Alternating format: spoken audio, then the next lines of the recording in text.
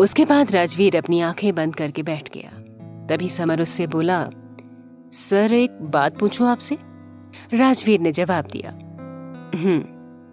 ये सुनकर समर ने उससे पूछा, सर आपने आज तक कभी किसी को नहीं छोड़ा, तो फिर आज आपने रवि को कैसे छोड़ दिया, जबकि उसकी वजह से सर हॉस्पिटल में एडमिट है, और फिर भी आपने उसे छोड़ दिया?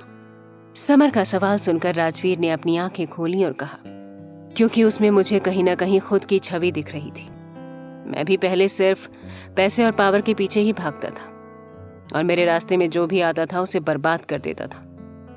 लेकिन इन सब में मैं सबसे दूर होता चला गया, और मुझे लगा कि मैं जिंदगी की सारी जंग जीत रहा हूं। लेकिन मैंने कभी ये नहीं सोचा कि साथ में मैं जिंदगी के सारे रिश्ते हारता जा रहा हूं, और इस जीत की भूख में मैंने न जाने कितने परिवारों को बर्बाद किया, और मेरी वजह से न जाने कितनी ही आंखें नम हुई होंगी।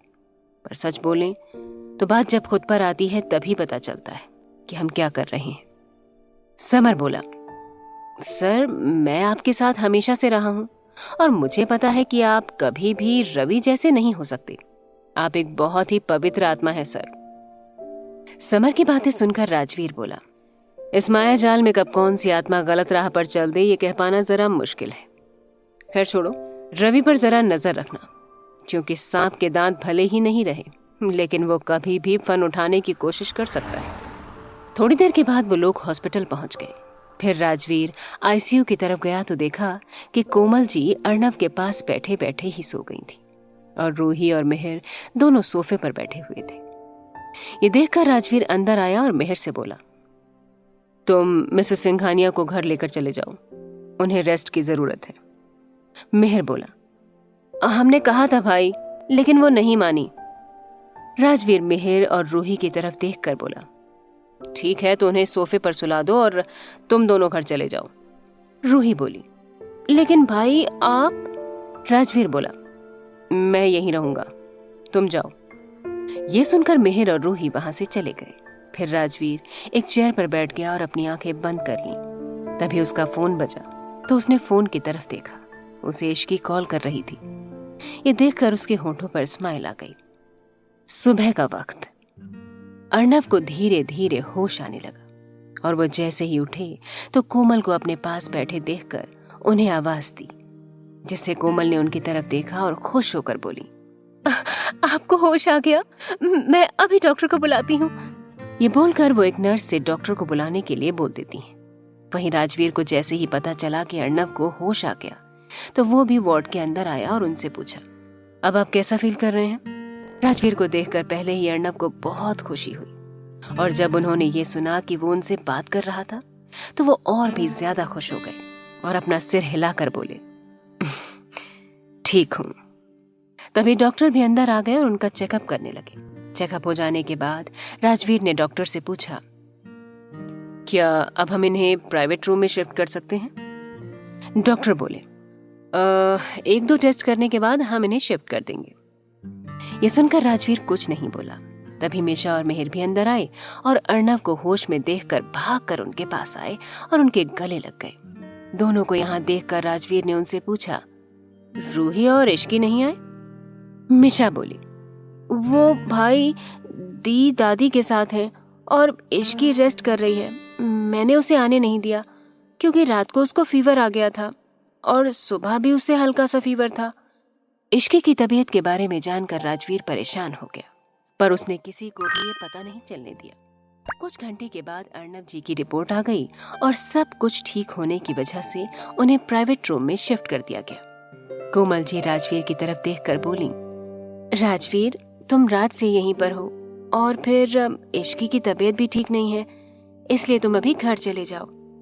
कोमल की बात सुनकर राजवीर कुछ नहीं बोला, लेकिन फिर कुछ सोचकर थोड़ी देर के बाद बोला, ठीक है, मिशा और मेहर भी आ गए हैं तो आप भी अभी घर चलिए, फ्रेश होकर आ जाइएगा। राजवीर की बातों में खुद के लिए परवाह देखकर कोमल को बहुत खुशी हुई और उसे मना नहीं कर पाई और इसके साथ घर चलने के लिए निकल गई। घर में राजवीर ने जब अपने रूम में जाकर देखा तो इश्की बेड पर अपनी आंखें बंद करके लेटी हुई थी और ये देखकर उसे बहुत टेंशन हुई, क्योंकि वो दिन में कभी भी इतनी शांत नहीं होती थी लेकिन आज शादी के बाद पहली बार ऐसा हुआ था कि राजवीर इश्की की तबीयत खराब होने के बाद भी उसके साथ नहीं था।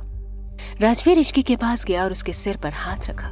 टिकटू तो उसे फील हुआ कि उसका सिर बहुत गर्म है। ये देखकर उसे उठाते हुए बोला, इश्की उठो।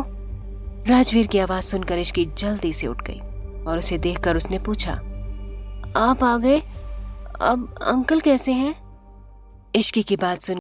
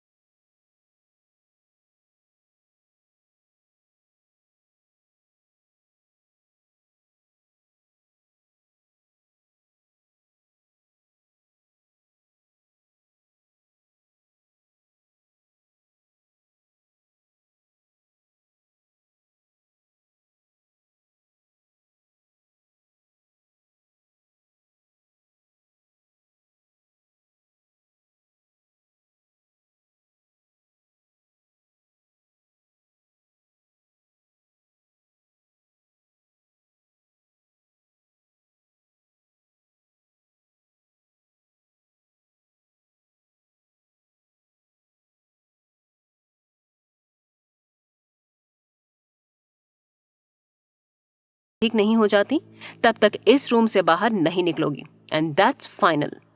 राजवीर की बात सुनकर इश्की का मुंह बन गया और वो खुद से बोली, हद करके रख दी है। मतलब बताओ, कोई ऐसा करता है क्या? मुझे रूम में बंद कर रहे हैं। कोई नहीं, एक बार ठीक हो जाने दो फिर बताती हूँ। इश्की ये सब खुद में ही बड़बड़ा रही थी। तभी राजवीर बोला, अब मुझे कोसना हो गया हो तो आराम करो, मैं फ्रेश होकर आता हूँ।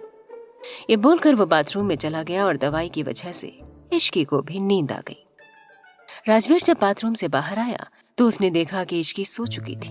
तो वो उसके पास आया और प्यार से उसके सिर पर किस किया। फिर उसने उसकी साइड में लेटकर उसे अपनी बाहों में भर लिया और सो गया, क्योंकि रात भर वो भी नहीं सो पाया था। शाम का वक्त राजवीर उठा तो देखा कि इश्की अभी भी सो रही थी।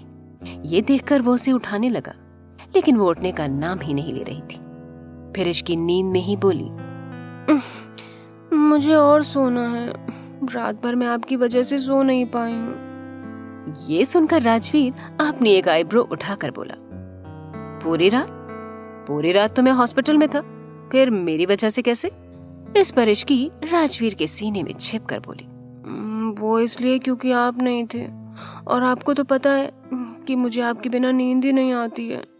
इश्की की बात सुनकर राजवीर हंस दिया और फिर से उसे उठाते हुए बोला, ओके, तो ये बात है, लेकिन इसका मतलब ये नहीं कि मैं तुम्हें अभी सोने दूंगा। अब चलो उठो। इश्की नींद में चिड़चिड़ा कर उठी और गुस्से से राजवीर को घूरने लगी। ये देखकर राजवीर ने उसके गाल पर एक प्यारी सी किस की। ये देखकर वो अपने गाल को साफ करने का नाटक करते हुए बोली, मैं अभी आपसे गुस्सा हूँ, वो भी बहुत सारा, तो इसलिए अभी नो रोमांस। ये बोलकर इश्की ने अपना फेस दूसरी तरफ कर लिया।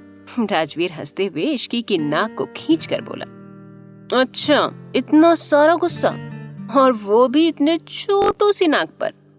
इश्की गुस्से से बोली, राजवीर दर्द हो रहा है।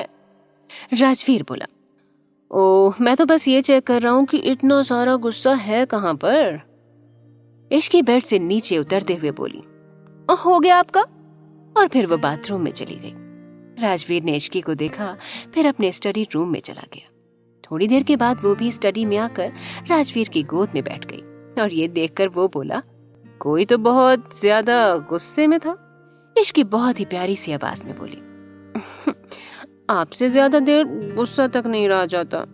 फिर राजवीर के कंधे पर सिर रखकर वो बहुत ही प्यार से उसका नाम लेते हुए बोली, राजवीर। ये सुनकर राजवीर बिना इश्की की तरफ देखे ही बोला, तुम्हें मैं इस रूम से बाहर जाने की कोई परमिशन नहीं देने वाला हूँ, तो इस बारे में तुम भूल जाओ। ये सुनकर इश्की का मुंह बन गया और फिर वो और ज्यादा प्यार से बोली, प्लीज ना राजवीर, अब मैं कुछ नहीं करूंगी और आपकी हर बात मानूंगी।